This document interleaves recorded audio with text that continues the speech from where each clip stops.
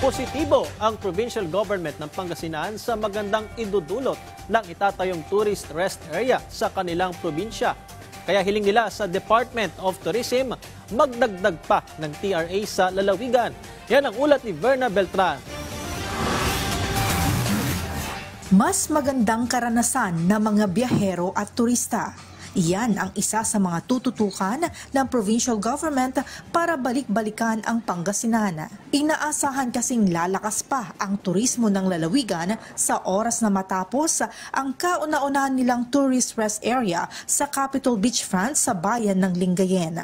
Kaya ang probinsya nanawagan sa Department of Tourism na magtayo pa ng karagdagang TRA. Humihingi pa nga tayo ng additional, sabi ko sa Manawag, kasi isa sa mga destinations natin yun, napakaraming turista. At dahil mas maraming turista ang darating sa Pangasinan, asahan ding lalago ang mga oportunidad at ekonomiya ng lalawigan. Kompleto sa pasilidad ang naturang TRA gaya ng information desk, PWD facility, breastfeeding stations at pasalubong center.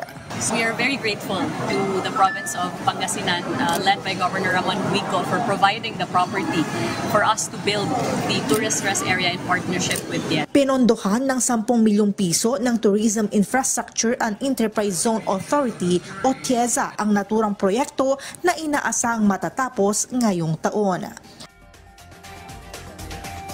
Okay, maraming salamat Verna Beltran.